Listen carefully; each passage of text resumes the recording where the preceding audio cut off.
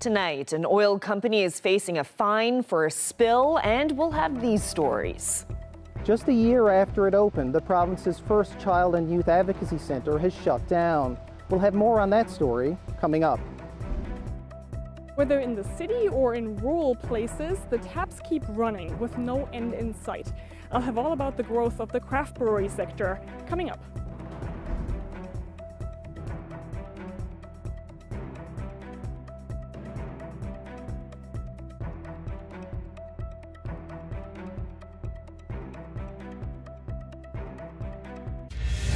This is CBC Here and Now.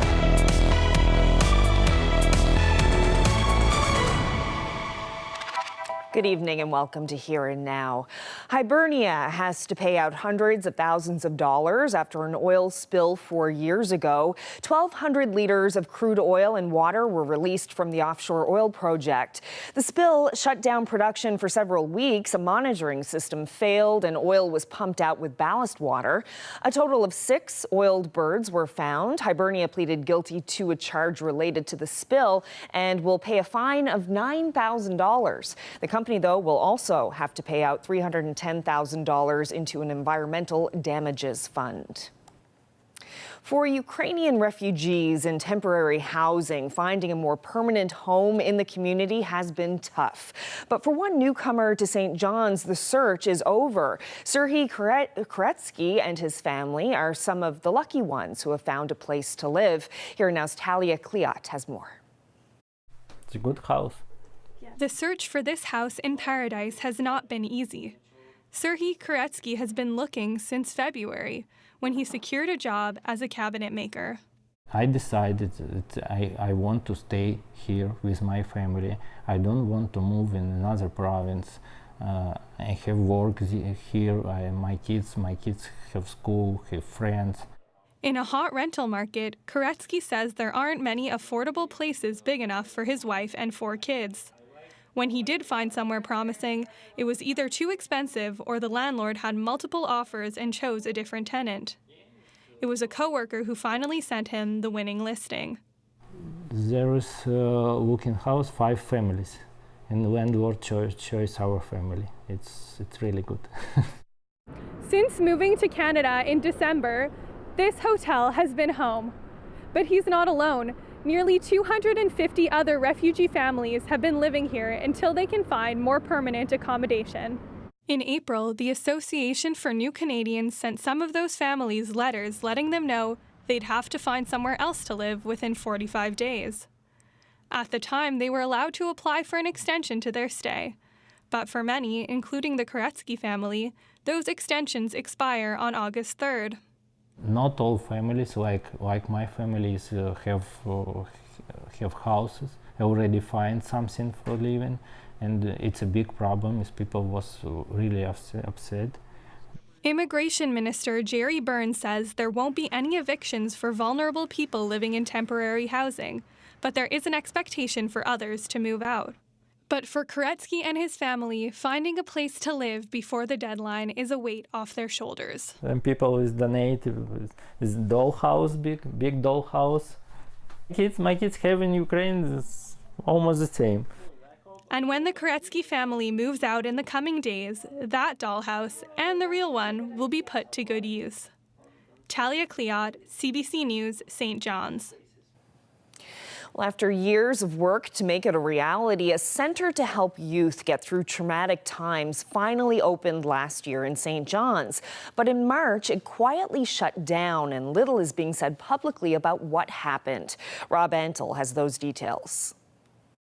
So this is the Zebra Center, and when families come to us, they come through this door. They come here when kids need help after traumatic experiences, a safe space for youth who've been victims of, or witnesses to, abuse, violence, or other crime. It's basically a one-stop shop for providing a continuum of support for kids who've been hurt. The whole goal is to be one child-friendly environment where kids and children and youth can receive supports after probably the worst experience in their life. By bringing services to them, police, health, social services, in an environment like this, instead of having the child going place to place, retelling and reliving their traumatic experience over and over.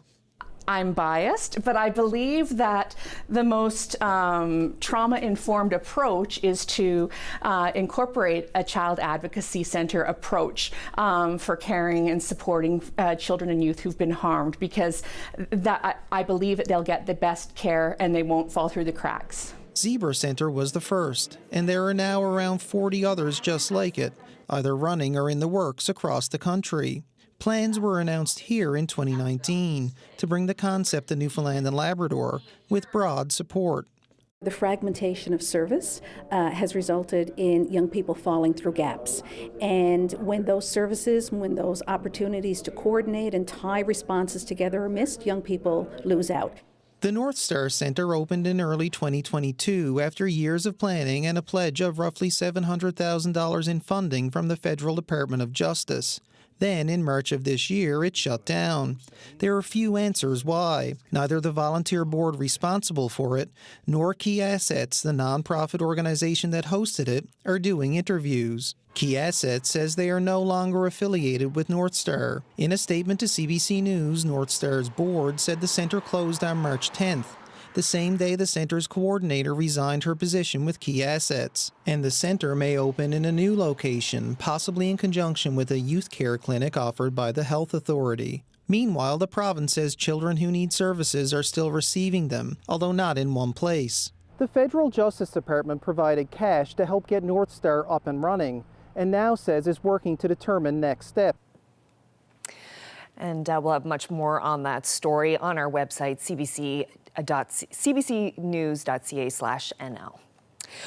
Well, in other news, for the craft beer business in this province, the tap hasn't run dry yet. More microbreweries joined the market this year, and beer sales back up that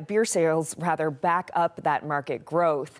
Here now's Enrica Wilhelm spoke with industry veterans and newcomers about the future of the beer business. Do you want your receipt? No, thanks. Have a good day. For the Beta Verde Brewing Company, another sale, having just opened in mid-June. So far, so good. Craft beer in Newfoundland is just trending, so we get a lot of people that come from St. John's and other places on the island, and the tourists. It's one more microbrewery in what's becoming an increasingly crowded pond. Not a concern in Beta Verde. The more the general public gets exposed to craft brewing and the different tastes of beer, the market's getting bigger. It's not one small pie that everyone's divvying up. The pie is getting bigger and bigger and bigger. Numbers from the NL Liquor Corporation seem to confirm that sentiment. Overall, retail beer sales stayed at around $38 million since 2018-19, apart from a dip during COVID. Over the same period, craft beer sales more than doubled, from about $7.5 million to just under 18. When looking at the volume sold, beer overall went down by over 10%, but craft beer increased by over 100%. It's those numbers Sutton and Gervais want to be a part of soon, focusing on distribution next. 2 hours away at Landwash Brewery in Mount Pearl, that became a must during COVID. We were able to really focus into our packaged product and start distroing across the island. Now we're back in full hospitality mode with a busy tap room with great food service and great beer, and keeping up with our distribution. That balance, it's key for more growth, says Cody. As long as we have a strong hospitality sector with excellent tourism, we can definitely take on more breweries. When we have these destination spots, when we were in a situation where we had to can 100% of all of our product and put it on shelves across the island, we started to feel the strain of all these different breweries. The owner of Bannerman Brewery agrees. I don't necessarily think, we've reached a ceiling yet, but certainly it's noticeable. I mean, anybody who walks into an NLC or Marie's can see the walls and walls of craft beer.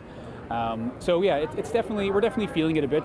Still, busy tap rooms give hope for the growing sector. The goal is to try and claw as much market share away from the big guys as possible. So hopefully we're doing that. It seems like, across Canada, craft beer consumption is generally on the rise.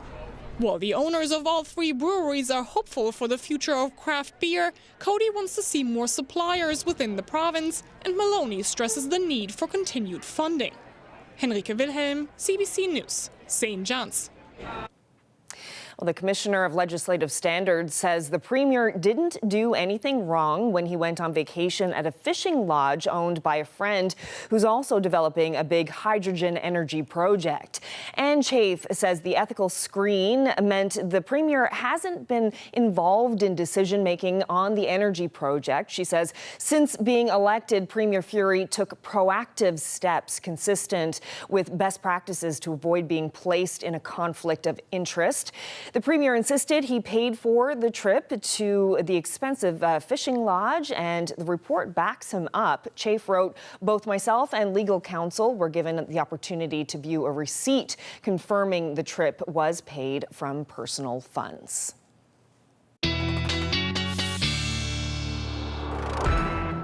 Okay, time to check in with Ashley, who is pondside tonight. Looks like a gorgeous evening for the regatta setup. It is, it's pretty nice out here today. A little bit of a chill in the air, but that's nice for this time of year, especially for the events that are happening down here. All eyes certainly are on the forecast. We're certainly going to dive into that a little later in the show, but let's talk about what happened today. We do have some mild temperatures out there across the province. Temperatures sitting around 25 degrees in Badger, and then for Corner Brook, your temperatures hovering around the 23-degree mark. But if you take a look at where your temperatures were sitting today, they topped out earlier this afternoon. This one's showing about 21 degrees, but they have been dropping through the day. And the reason for that is some thunderstorms that have rolled through. They are working their way slowly further east, and you can see that there on the radar picture. Lots of lightning associated with this. Also some pretty heavy rainfall at times as well. Can expect this to continue at least for the next couple of hours, at least the risk for the next couple of hours. That should peter out by the time we get to 9-10 o'clock tonight, with the potential for some more thunderstorms for the West Coast as we get into the morning hours. But we will talk all about that and have a little bit of an insight into the regatta forecast when I come back. Thanks, Ashley. Well, NDP leader Jagmeet Singh met with the media for the second day in St. John's, this time to talk about rising food prices and his party's plan to try to lower grocery bills for Canadians. There are communities that are harder hit, that more remote communities, more rural communities, and often communities that are in the far north are harder impacted by the cost of living in general, and particularly with the cost of grocery prices. So what we're proposing, the measures we're proposing to bring in more competition, to bring in more relief for workers, to put in better penalties when there is price fixing or any sort of consumer abuse, these are measures that are going to help people in the north, absolutely. In addition, we need to look at better ways to make sure that people in the north have access to affordable food, looking at ways to make sure that the government can provide the right supports to get people in the north to have access to those foods. The existing programs, people have been very critical. There's been a lot of subsidies for the companies, and those subsidies for the companies don't actually benefit the people. And we've got to find a better way to ensure that the people are actually getting access to food that's affordable. And as soon as the NDP leader wrapped up that news conference in front of Dominion, the CBC asked shoppers about what they're noticing inside the grocery stores. Totally inflated, and I think totally unnecessary considering the amount of billions of dollars these supermarket chains seem to be making. I used to buy one thing in particular. I used to buy some crackers. They were 2 for $5, right? They upped it 2 now for $6. Now $1 on 5, 1/5, 20% markup, and a little box of crackers. Anyway, it's the same all over. It doesn't matter which store you go to, pretty much. The prices are gone up, and that's it. Toothpaste, I noticed, has even gone up like remarkably. Like toothpaste would be 3 something, 4 something, and I went to buy some toothpaste just then, and it was $6.99.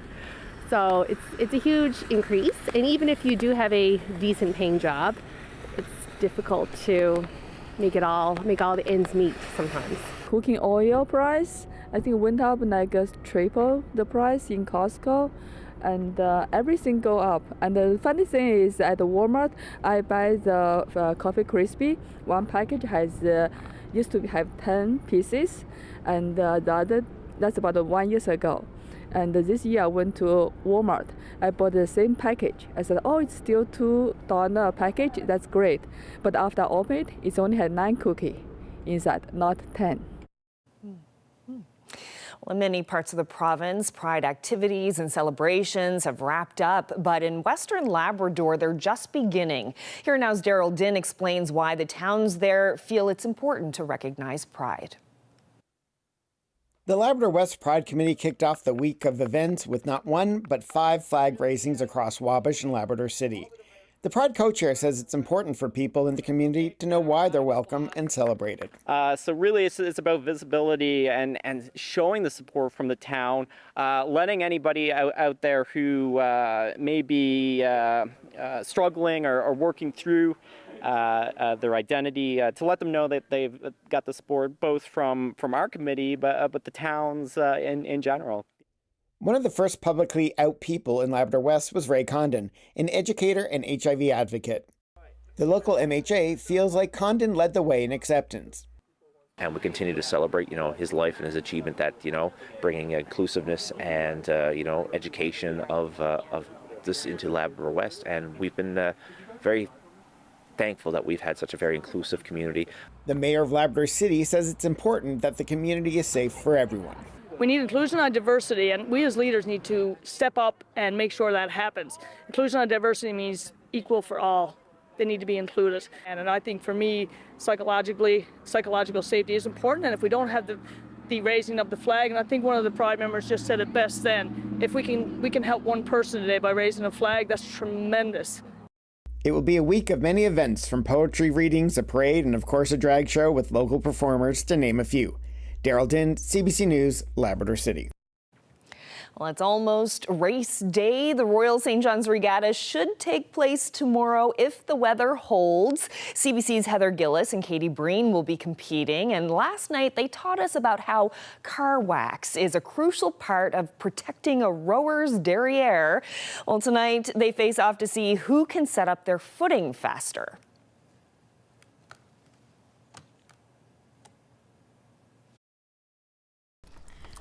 Okay, you guys got your gear. You ready to race? Yeah! Choose your character.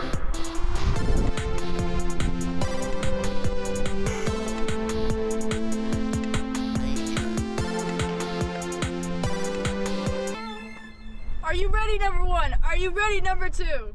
Are you all ready?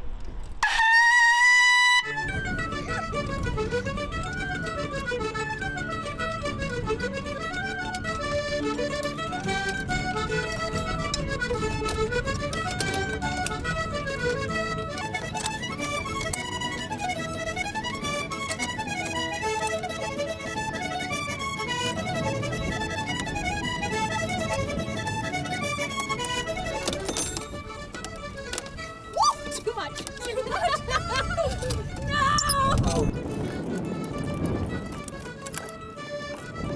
Yay! Go, Katie!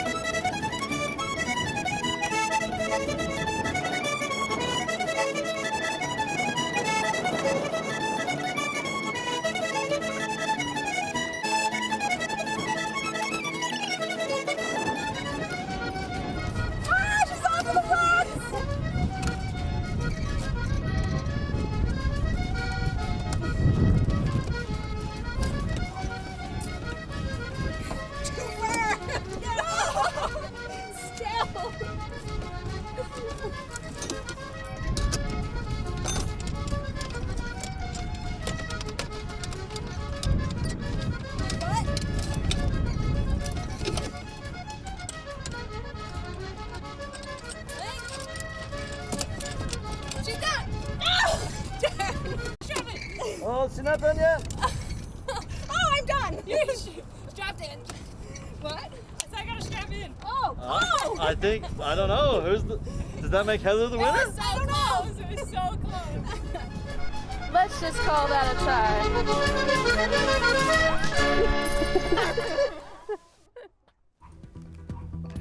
Didn't realize he needed so many tools to go rowing. My goodness. Here's a live shot of Kitty Vitty Lake. That's where Heather Gillis and Katie Breen will be tomorrow on the lake. Ashley will be back after the break with your Regatta forecast.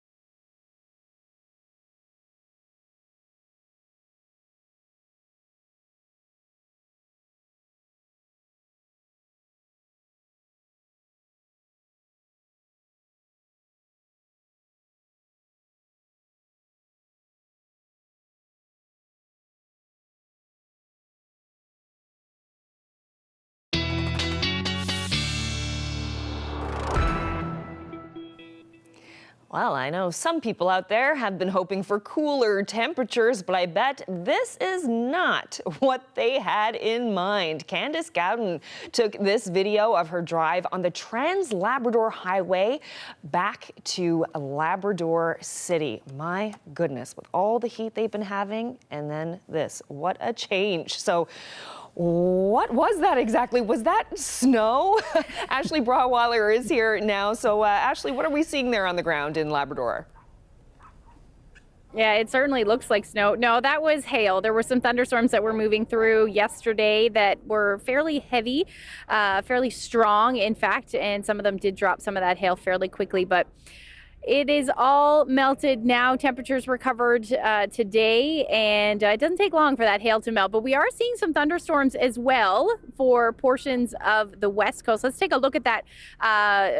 the systems anyway that are moving through. So we've got an area of low pressure in and around Labrador that is also sparking some lightning today. And then we've got an area of low pressure just to the south of the island that is moving offshore. We're actually not seeing any weather from that, but that line of thunderstorms there that you can see that are moving through parts of the west coast at the moment are bringing some heavy rainfall right along with it. Temperatures today, though, were fairly warm this afternoon, 23 to 25 degrees for areas along the west coast into central northern peninsula, a tad cooler than that, about 16 degrees.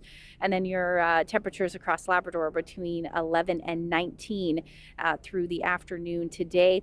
Now, as far as that humidex goes, there's not a whole lot out there to speak of. We're, Humidex values the most that I can see here is about 27 is what it feels like in Gander.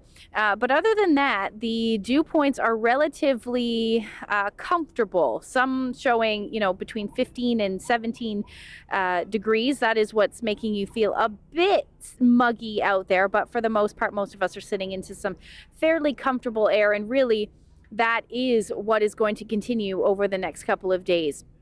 Here's a look at those current thunderstorms right now. If I zoom in a little bit, you can see some of those thunderstorms are working their way further east at the moment. So areas just outside of, or just to the south, I should say, of Kings Point, seeing some lightning. The lightning very infrequent at this point, but it is still out there. And when the showers do move through, they will be heavy at times, as you can see on that radar.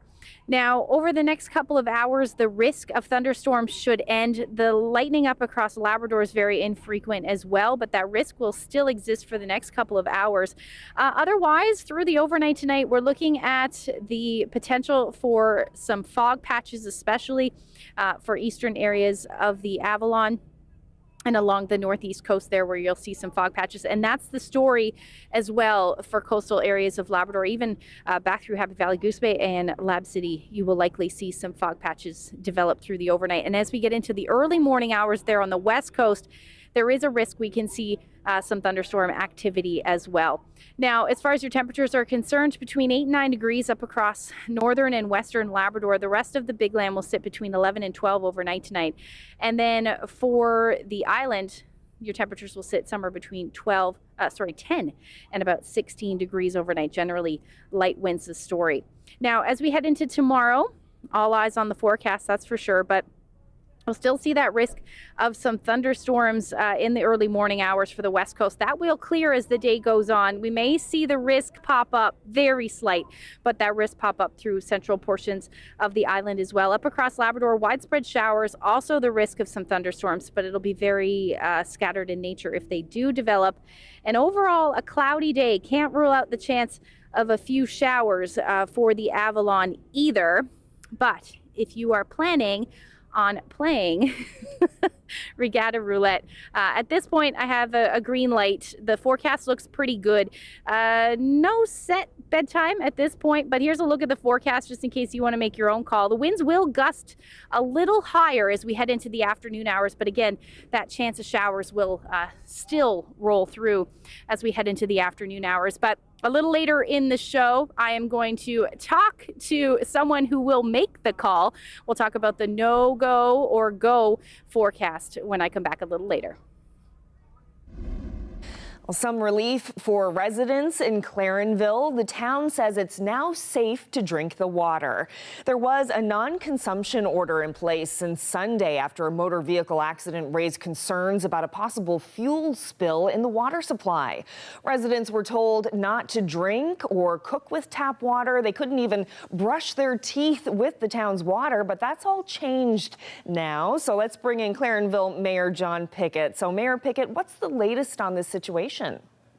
Well, finally today, as of 11:30 a.m. this morning, we finally got word from the Chief Medical Officer of Public Health that they lifted the order for the non-consumption of water, and finally got to say that our water was safe to drink, and by all accounts, it's easy to say that certainly our residents and our business and our council are certainly pleased that this matter has been put to bed. And how does the chief medical officer know that the water is safe for drinking? Because I understand some samples are being tested in a lab outside of the province. Well, yeah, we sent in some documentation. Our public health managers, as well as officials from the Water Resources Division, representatives from Service NL and public health officials. They visited the site on Monday, took some samples. They provided the public health officer with the chief medical officer with some information, giving her some information about the site, about the accident, and she was able to make a determination based on the information that was sent to her that what happened it was deemed to be a low risk. There was not a great amount of fuel into the water supply. And so based on the information that we were able to provide her, she was able to come up with the conclusion that there was no risk to our water. Mm-hmm. Can you give us a bit of a sense of what did happen on Sunday? Yeah, what happened apparently on Sunday afternoon, the road conditions were terrible. There was a lot of rain. The car was traveling on the highway, hydroplane, and ended up going over a guardrail and went down into our Shoal Harbour River. And the Shoal Harbour River, of course, feeds our local water intake and is our local water supply. So I don't think the individual was seriously hurt. I have not heard any details about that, but I think she's going to be fine.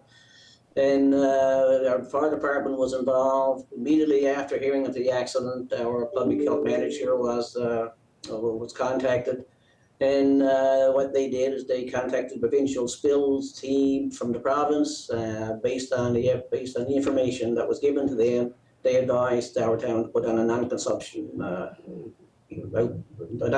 order, and as a result, for the next couple of days, that's what had to take place. Well, some of the businesses had to close for the 2 days. That certainly was a struggle. Many of the residents were forced to go and buy water. Some of the suppliers actually sold out of water. I happened to visit a couple of outlets on Monday afternoon, and they were completely sold out of water. So it caused some anxiety because we knew if this was going to, if we didn't get the order lifted, of course, it was just another anxiety and more concern for residents to have to go and buy water and those sort of things. So for a couple of days, it was certainly not a pleasant experience. But in the end, it all worked out, and we're certainly pleased. The residents of the community and business had patience, and we thank them for that. So at the end of the day, at 11:30 today, all that was put to bed. So we're certainly pleased with that. So some samples have been shipped out of province for testing. So if the water has been deemed safe, do you still need the results of those tests? Like, what will that test show you? Well, unfortunately, the situation is that the hydrocarbons, there's no testing for hydrocarbons in the province, and the testing has to be sent off-site. So I think in this case, as we were advised, samples were sent to Halifax. That may take 3 or 4 or 5 days. So I would assume we will get the results of that, or the medical officer will get the results of that in the next 4 or 5 days. What would you say to someone who might be a little bit concerned to drink or use the water until those results come back? I'm sure that some people may have some concerns, but we're quite confident that the chief medical officer of public health certainly is quite competent in what she does. This is not the first time, I wouldn't think, the municipalities have had issues with the water supplies and the like. So based on the information that we provided to her, that was provided to her by the public health officials, the water resources people, we're quite confident that her decision is certainly well guarded. Mm-hmm. Certainly would have been more convenient if you could test for hydrocarbons in this province and not have that lag time of sending the samples away. That's certainly right, and that's one of the things as a town we'll be talking to government about that. Is there a possibility that such testing can take place in the province rather than have this lag time, for example, if this ever happens again? So. Well, Mayor John Pickett, thank you so much for your time. Really appreciate it. Thank you. Well, you're looking at a live shot of Kitty Vitty Lake. Find out what the Regatta Committee is planning for the 205th running of the Royal St. John's Regatta. That's coming up next.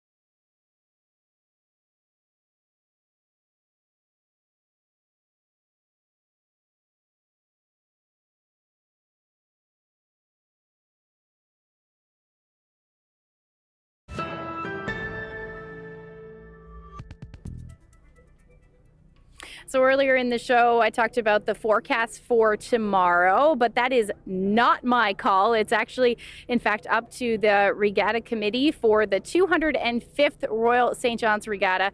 And the person who's going to make that call joins me now. This is Ashley Peach. She will make that call very early tomorrow morning. So let's just have a quick conversation about, I know that the details of exactly what you guys are looking for is kept fairly quiet.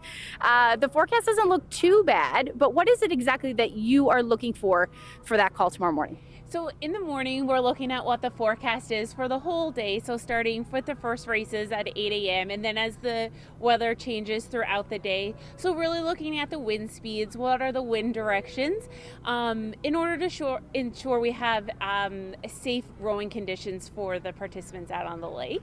So in the morning, we'll meet around 5:30 and we review the weather forecast. So as captain of the course, then I put forth a motion, it's seconded, and then the motion is up for debate, and then a final vote is casted in order to determine if we will have the 205th running of the Royal St. John's Regatta on August 2nd. Okay, so last year the forecast was just pretty much okay for Wednesday, and then it ended up getting postponed. Is that possible this year? So last year, if memory serves me correctly, the winds started to pick up throughout the day. So that was one of the reasons why in the morning we had made the decision to delay the regatta. So depending on the weather forecast seems to be changing throughout the day and everyone has lots of different ideas. So we'll see what we receive overnight and into early mornings tomorrow to be able to make the call. Okay, so last year the big news was that the women's team was running the long course for the first time. This year you have a men's team rowing the short course. So how significant is that? Yes, so at 11 o'clock on Regatta Day, we'll have the first men's team rowing the short course. And so we're delighted that we were able to build upon last year's edition of offering the short course and the long course for the men's and women's teams. And so this year we're delighted that we have our first men's team. Okay, so, women's team, they still outnumber the men quite significantly. Will having the short course make it more accessible for men? That's the idea. We wanted to be able to grow the sport, offer different race categories for individuals. So yes, so we're excited that at least we've started the trend, and hopefully as the years go on, we'll be able to build more and more interest for men having the opportunity to row on the short course and women rowing the long course. Okay, so what are you going to be watching for tomorrow? Oh, certainly all the rowers as they line up and the coxswains are grabbing the toggle, the rowers are lining up, getting their positions to start the race. It's always such exciting for the rowers who have, as a former rower, to see them put all their hard training efforts from the summer over the winter to put it out on the water in the morning and throughout the day.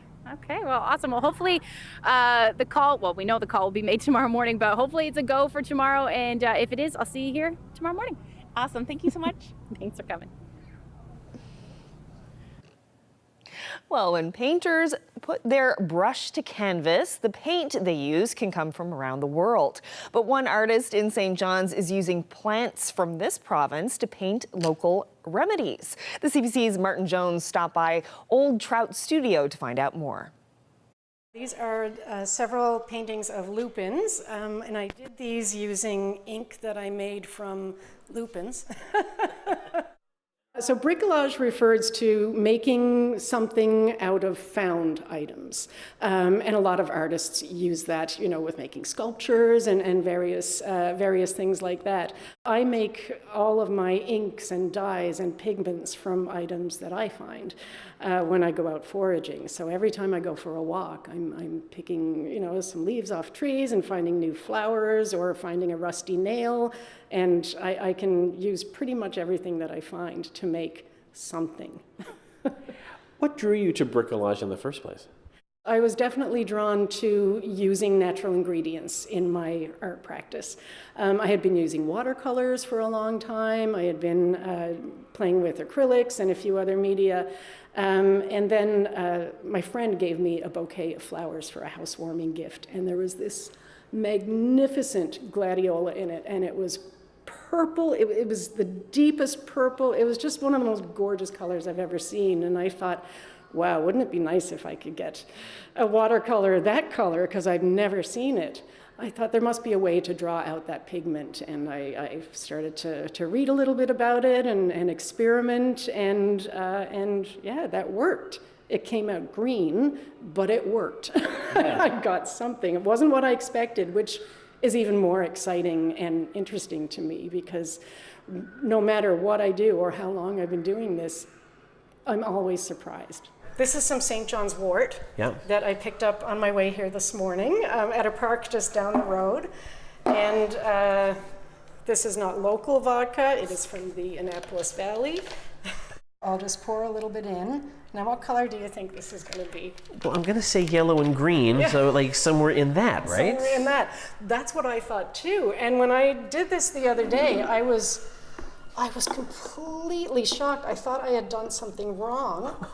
Right off the bat, it's like a purpley pink kind of color. Wow. It's incredible. Lindsay, do you ever worry that maybe people will look at your art and not even grasp the amount of effort and process that have gone into it? I do, and I have experienced that. So I've realized that I really have to tell the story about each piece, so that people will connect with it and understand it. So in the exhibit that's coming up, there'll certainly be a write-up of the entire process behind every piece. This has been a transformative year. This is a game changer for me. It's definitely, it was outside of my comfort zone. You know, when you're, I'm sure other artists feel this as well, that, you know, you're never really fully confident about your work. And being able to work on this project in which I make all the decisions is a game changer for me. And I've developed a confidence, I think, in my own voice, and I feel that my art is more authentic. And it's been so energizing with so many people connecting to it and wanting to talk about it. I wasn't expecting that, so that's been quite nice as well. I hope that what people experience when they're seeing the exhibit is, I hope that it makes them think about, you know, the stories from their communities, or the stories from their families, or what they might have in their gardens, or, you know, I hope it sparks more curiosity and more connections.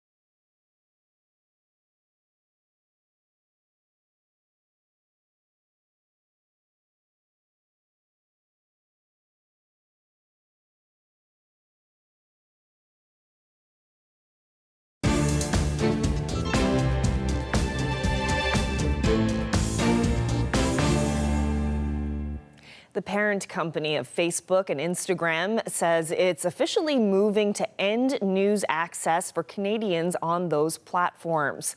Meta has been fighting with the federal government over the Online News Act. It requires the big social media companies to pay Canadian news outlets for content that's shared on their platforms. Meta has been running tests that limit news availability to Canadians, and now it's moving out of the testing phase. The change will mean links to news articles and other content posted by Canadian publishers and broadcasters will no longer be viewable on social media platforms in Canada. Well, a close call for residents of Osoyoos, British Columbia. A fire has crept up to the edge of the town, but the wind direction has changed, and now some residents are going back home. I was actually more relieved that I finally got to go home and I didn't stay in a trailer anymore. I've lived in my house for 12, 13 years now, never at once had a wildfire over here. It's definitely very new and scary for us. Most of the evacuation orders have been lifted, but more than half of the community remains under evacuation alert. People are being asked to conserve water and check their homes for hazards such as charred trees or loose power lines. Officials say almost 200 of the 361 fires in BC are still burning out of control. Well, for some people, the St. John's Regatta is not to be missed, but few can say they've been to as many as Anne Carew. For the last 66 years, she's attended every event, didn't miss a single one. She's 90 years old and she still makes it down. The host of The Signal, Adam Walsh, chatted with her and her son about why going to the regatta is so important to her. Can you tell me about bringing the family down to the regatta when the kids were little? Oh, yes. When we had a station wagon, I guess they all piled in the station wagon.